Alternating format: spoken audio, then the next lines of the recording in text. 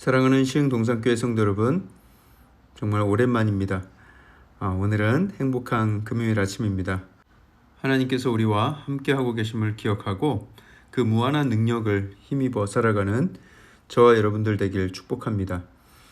하나님께 능력을 얻어 쓰는 방법은 의외로 간단합니다.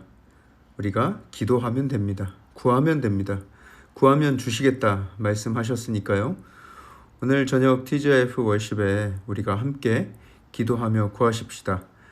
구하면 받은 줄 믿고 나아가는 심령, 그런 믿음의 심령들마다 반드시 하나님이 응답 주실 것을 기대합니다. 자, 그럼 오늘 2022년 5월 27일 금요일 시동을 위한 메시지 지금 시작합니다.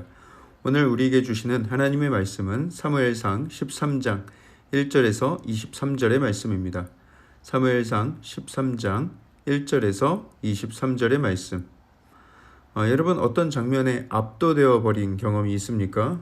물론 그 장면이 어떤 아주 멋진 풍경이라든지 어떤 멋진 영화의 한 장면이라면 마음의 감동이 크게 밀려오겠지만 오늘 본문에서의 해변의 모래와 같이 밀려오는 블레셋 군대라면 어떨까요? 감동이 밀려오는 것이 아니라 엄청난 공포가 밀려오겠죠. 그때 우리는 어떤 선택을 할 수 있어야 하는가?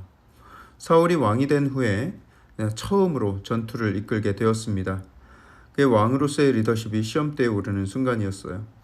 그는 군대 3,000명을 모았습니다. 그 중에 1,000명은 요나단에게 보내고 2,000명만 함께 있었죠. 그런데 2,000이고 3,000이고 간에 그게 얼마나 가소로운 숫자인지는 곧 알게 되는데요. 블레셋 군대가 모여있는 것을 살펴보니 병거만 3만, 말을 타는 마병이 6,000명, 그리고 백성은 해변의 모래와 같이 많더라 기록하고 있습니다. 여기서 말하는 백성은 민간인이 아니라 군인들을 말하는 거예요. 그러니 딱 봐도 입이 떡 벌어질 만한 압도되는 숫자였습니다. 도무지 상대할 수 없는, 길고 짧은 것은 대봐야 한다? 그것도 서로 만만할 때 얘기지 압도적으로 불리한 상황인 것이죠. 6절에 보면 이스라엘 사람들이 그 위급함을 보고 굴과 수풀과 바위 틈새에 숨었다 이렇게 기록을 하고 있습니다. 그 블레셋 군대가 진격해 오는 것도 아닌데 그냥 그 위용만 보고서 위급하다 여기는 것이죠. 그리고 그들은 싸워볼 생각도 안 하고 여기저기 숨습니다. 도망간 것이 아니에요. 여러분, 도망가는 것도 어느 정도 용기가 남아 있어야 도망을 하는 것이지, 무서워서 오금이 저려오면 뛰지도 못하고 그냥 어디론가 빨리 숨을 생각만 하는 것이죠. 쥐죽은 듯이 어디 들어가 숨어 있는 것입니다. 앞서 10장 8절에 사무엘은 사울에게 먼저 길갈로 가서 나를 기다려라 말을 했어요. 내가 가서 화목제를 드릴 테니 너는 내가 행할 것을 가르칠 때까지 7일 동안 기다리라 말을 했었습니다. 사울이 사무엘이 말한 대로 7일 동안을 다 기다렸을까요? 8절을 보시면 그 급박한 가운데서도 사울은 사무엘이 말한 대로 7일을 다 기다렸습니다. 굉장히 기다리기가 힘들었을 텐데도 다 기다린 거예요. 그렇지만 7일이 다 지났는데 상황은 또 이렇게 급한데 사무엘은 그림자도 보이지 않습니다. 이때 딱 나타나주면 얼마나 고맙겠는가. 그렇지만 그러지 않았다는 거예요. 그때 사울이 번제와 화목제를 가져와 봐라 이렇게 명령을 합니다. 그리고 자기 손으로 동물을 잡아서 번제를 드립니다.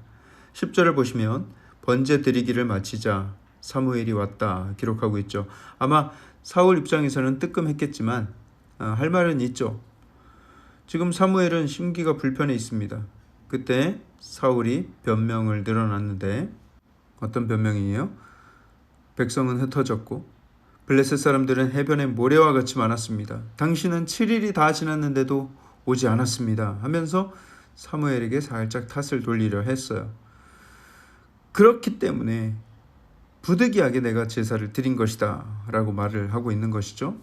그러자 사무엘이 말합니다. 13절과 14절에 왕이 망령되이 행하였도다. 왕의 하나님 여호와께서 왕에게 내리신 명령을 지키지 아니하였도다. 그리하였더라면 여호와께서 왕의 나라를 영원히 세우셨을 것이거늘 지금은 왕의 나라가 길지 못할 것이라 여호와께서 왕에게 명령하신 바를 왕이 지키지 아니하였으므로 여호와께서 그의 마음에 맞는 사람을 구하여 여호와께서 그를 그의 백성의 지도자로 삼으셨느니라. 사무엘도 너무 가혹한 거 아닌가. 아니, 사울의 마음이 얼마나 다급했으면, 왕으로서 얼마나 책임감을 느꼈으면 그랬을까 하고 좀 이해해 줄 수도 있지 않았는가. 사무엘 너무 꽉 막힌 사람 아닌가 하는 생각이 들 때가 있습니다. 저는 사울의 모습이 참 딱하고 불쌍해요. 왜냐하면 저도 사울과 같은 입장이었다면 딱 그랬을 것 같거든요. 그리고 만약에 사무엘의 입장이었다면 저는 사울을 좀 측은히 여겨줬을 것 같아요. 그래, 그럴 수 있어 하면서 오히려 위로했을 것 같아요. 하지만 그 안에 담긴 진리를 잘 보시죠. 일단 이것은 하나님께 대한 잘못이기 때문에 사무엘이 함부로 인간의 융통성을 발휘할 수 있는 문제가 아니었습니다. 물론 사무엘도 사울에 대한 긍휼한 마음은 여전히 가지고 있었을 거예요. 하지만 하나님께 대해 범죄한 부분에 대해서는 사무엘은 굉장히 단호한 거예요. 내 명령에 순종하지 않았다라고 말하지 않죠. 왕의 하나님 여호와께서 왕에게 내리신 명령을 지키지 아니하였다. 이렇게 말하는 것만 봐도 알 수가 있죠. 사울의 마음에는 사실 교만이 있었습니다. 내가 리더다. 내가 책임져야 한다. 내가 뭐라도 해야 한다 하고 말이죠. 그리고 하나님께 드리는 제사를 마치 문제를 해결할 수 있는 돌파구로서 생각을 했습니다. 만약에 하나님의 주권을 인정하고 하나님께 완전한 믿음의 제사를 드렸다면 아마 이 스토리는 완전히 다르게 전개되었을지도 모르겠습니다. 하지만 그는 제사를 마치 무당이 굿하듯이 제사를 드리면 자기 뜻대로 상황이 다 변할 수 있는 것처럼 생각을 했던 것입니다. 하나님을 이용하여서 블레셋을 제압하고 자신의 왕권을 견고히 지키려는 의도가 있었던 것이죠. 하나님이 다스리는 나라, 나는 왕이지만 단지 종으로서 쓰임받고 있다라는 사실, 그 사실을 그는 망각하고 있었던 것입니다. 여러분, 우리가 드리는 예배의 그 모든 동기는 두려움으로 비롯돼서는 안 됩니다. 두려움으로 인해서 그 두려움을 없애고자 하는 예배는 그 초점이 나에게 맞춰져 있는 거예요. 예배의 동기는 반드시 하나님을 사랑하는 마음, 하나님께 모든 주권을 내어드리고자 하는 마음에 맞춰져 있어야 합니다. 하나님께서 나의 주인이십니다. 나는 주님의 것입니다. 주님께서 나를 다스리소서 하는 고백이 예배 안에 있어야 하는 거예요. 여러분, 우리가 우리의 마음과 생각을 잘 살펴서 혹시 내 마음의 동기가, 예배를 드리는 내 마음의 동기가 그런 불순함이 섞여져 있진 않은지 잘 돌아볼 수 있어야 하는 것입니다. 사실 이것이 제가 우리 시흥 동산교회 담임 목사로서 철저하게 지켜야 되는 마음이라고 생각을 하게 되었습니다. 예배를 이용해서, 하나님의 능력을 이용해서 교회가 커진다거나 교회 이름이나 목사 이름이 드러나고 성도들의 자부심이 커지고 그 가운데 하나님은 점점 작아지는 그런 일은 없어야 하겠다. 하나님께 드리는 예배는 온전히 하나님의 영광을 위한 예배가 되어야 하고요. 예배 중의 설교는 하나님의 음성을 대언하는 것이 되어야 하는 것이죠. 우리가 드리는 모든 예배는 철저하게 하나님이 주인 되심을 인정하고 하나님만을 높이는 예배가 되어야 하는 것입니다. 하나님은 간혹 우리를 막다른 상황 가운데 몰아붙이세요. 우리를 벌하고 멸하기 위해서 몰아붙이시는 것이 아니라 우리의 믿음을 시험해 보고자 하시는 거예요. 평안할 때 하나님 믿고 따르는 것이야 누구는 못하겠습니까? 하지만 그런 막다른 상황 속에서도 하나님을 신뢰할 수 있겠는가? 우리에게도 기다리기 너무 두렵고 힘든 7일 동안의 시험이 있을 수 있고요. 또 당장에 뭐라도 해야 할 것 같은 그런 다급함이 생길 수가 있습니다. 인맥을 찾게 되고 금융권, 제2금융권 찾게 되고요. 여러 인간적인 방법들, 이것이 과연 하나님이 기뻐하시는 방법인지 아닌지 고려하지 않고 그냥 당장에 문제 해결만 급한 거예요. 그러면서 찾아다니는 것들. 하지만 그럴 때일수록 우리가 문제에 함몰되지 말고 한 발짝 물러나서 하나님은 이 문제를 어떻게 바라보고 계실까? 하나님은 어떻게 해결하길 원하실까를 생각할 수 있어야 합니다.